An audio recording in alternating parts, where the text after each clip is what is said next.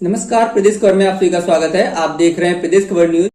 MP में दिग्गजों को उतारकर फंस गई बीजेपी, अब टिकट बदलने की तैयारी। एमपी में 7 सांसद और राष्ट्रीय महासचिव को उम्मीदवार बना चुकी है बीजेपी। बीजेपी हाईकमान की रणनीति अब उस पर ही भारी पड़ती दिख रही है।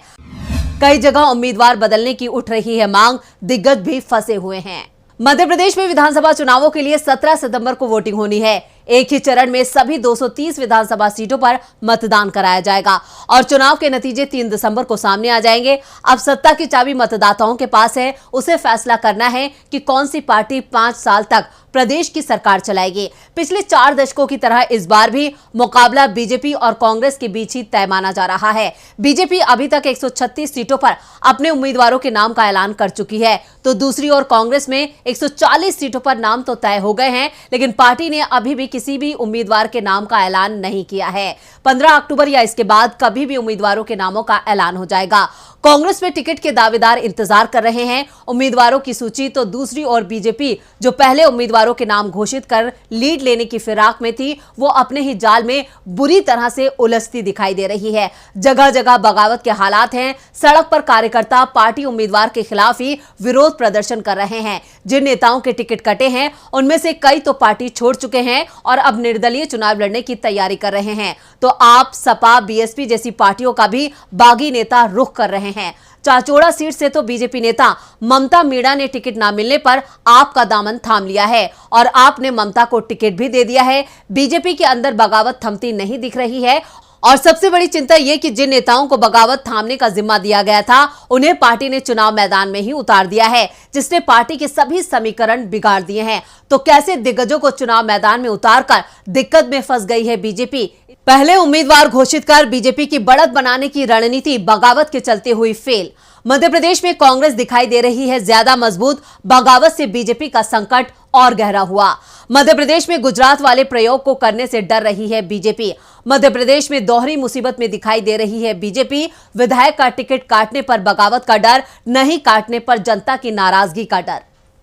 मध्य प्रदेश में इस बार बीजेपी के सामने कांग्रेस मजबूत चुनौती पेश कर रही है। जो सर्वे रिपोर्ट आ रही है वो बता रही है कि कांग्रेस के आगे बीजेपी कमजोर पड़ती दिख रही है। बीजेपी के लिए कांग्रेस की चुनौती से निपटना मुश्किल दिख रहा है, लेकिन उससे भी बड़ी चुनौती बीजेपी को अपनों से मिल रही है, क्योंकि बीजेपी में अब तक जिन 136 सीटों पर उम्मीदवारों के नामों का ऐलान किया गया है, उनमें से करीब 3 दर्जन से ज्यादा सीटों पर घोषित उम्मीदवारों का जबरदस्त विरोध हो रहा है।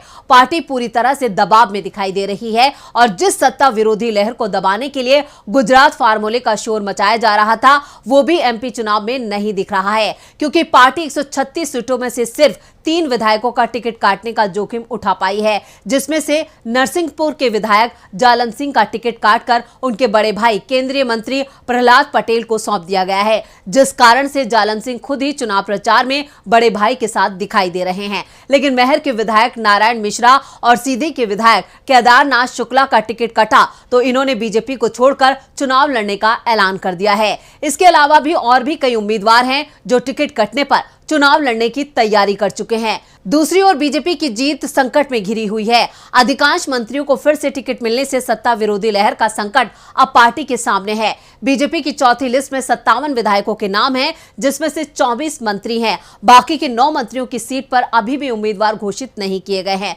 इसमें से भी यशोधरा राजे सिंधिया ने तो खुद ही चुनाव लड़ने से इनकार कर दिया है। ऐसे में बीजेपी को डर इस बात से लग रहा है कि अगर मतदाता परंपरा के अनुसार ही वोट करेंगे तो बीजेपी के लिए ये भारी पड़ सकता है। 2018 में 5 मंत्रियों के टिकट कटे थे। माया सिंह, हर्ष सिंह, सूर्य प्रकाश मीणा, लक्ष्मीकांत शर्मा और गौरी शंकर शेजवार को चुनाव नहीं लड़ाया गया था। 2018 में चुनाव के समय शिवराज कैबिनेट में सीएम सहित कुल 32 मंत्री थे, जिसमें से 27 को चुनाव लड़ाया गया था। इसमें से 13 मंत्री चुनाव हार गए थे। 2018 के विधानसभा चुनाव में बीजेपी बहुमत से 7 सीटें पीछे रह गई थी। गुजरात में पिछले साल हुए चुनाव में बीजेपी ने मंत्रियों के टिकट काटकर नए लोगों को टिकट दिया, वो सभी जीत गए। 2018 में जो मंत्री चुनाव हार गए थे उसमें रुस्तम सिंह मुरैना से, लाल सिंह आर्या गोहद से, जयभान सिंह पवैया ग्वालियर से, नारायण सिंह कुशवाहा ग्वालियर पूर्व से, अर्चना चिटनिस बुरहानपुर से, जयंत मल्लिया दमोह से, उमाशंकर गुप्ता भोपाल दक्षिण पश्चिम से, अंतर सिंह आर्या सेंधवा और शरद जैन जबलपुर उत्तर से, दीपक जोशी हाट पीपलिया से, ओम प्रकाश धुर्वे शेखपुरा डिंडोरी से, ललिता यादव बड़ाम लहरा और बालकृष्ण पाटीदार खरगोन से। जो मंत्री चुनाव हारे उनकी आसपास की सीटों पर भी बीजेपी को हार मिली थी। ऐसे में इस बार भी बीजेपी के लिए 2018 जैसा चुनाव परिणाम रहा तो बीजेपी के सिर्फ मंत्री ही नहीं हारेंगे बल्कि पार्टी को भी दूसरी सीटों पर नुकसान होगा और अब ये नुकसान होने की संभावना भी ज्यादा बढ़ती दिखाई दे रही है। इस समय सरकार में 33 मंत्री हैं, उसमें से 24 को टिकट दे दिया गया है। कई तो ऐसे मंत्रियों को टिकट दिया गया है जो बीजेपी के सर्वे में ही हारते हुए नजर आ रहे थे, लेकिन बगावत के डर से पार्टी टिकट काटने की हिम्मत नहीं जुटा पाई। लेकिन इससे बदलाव की उम्मीद कर रहे कार्यकर्ताओं में नाराजगी है, साथ ही सत्ता विरोधी माहौल बढ़ने का भी संकट पैदा हो गया है। बीजेपी कार्यकर्ताओं में नाराजगी एक बड़ी वजह सिंधिया समर्थकों को मिले टिकट भी बनते दिख रहे हैं। सिंधिया के साथ 22 विधायक कांग्रेस छोड़कर बीजेपी में आए थे। उपचुनावों में इनमें से अधिकांश के खिलाफ जनता का गुस्सा दिखाई दिया था और कई चुनाव हार गए थे तो कई बेहद मामूली अंतर से जीत पाए थे और ये इसलिए क्योंकि सरकार बीजेपी की ही रहनी थी। बीजेपी ने इनमें से अधिकांश को फिर से टिकट दे दिया है और अब इन उम्मीदवारों को जनता के गुस्से के साथ पार्टी कार्यकर्ताओं के गुस्से का भी सामना करना पड़ रहा है, क्योंकि वो इन सीटों पर अपने लिए काफी संभावनाएं देख रहे थे। पार्टी कार्यकर्ताओं के गुस्से को शांत करने में नाकाम साबित हो रही है बीजेपी। बागियों को मनाने में नाकाम साबित हो रही है बीजेपी। अधिकांश सीटों पर बीजेपी नेता निर्दलीय चुनाव लड़ने की तैयारी में। नाराज नेताओं को मनाने की जिन्हें मिली थी जिम्मेदारी, उन्हें ही बीजेपी ने थमा दिए टिकट। बीजेपी के कई दिग्गज बगावत के चलते खुद ही अपनी सीट पर घिरे हैं। बीजेपी को इस समय लगभग हर जिले में बगावत का सामना करना पड़ रहा है।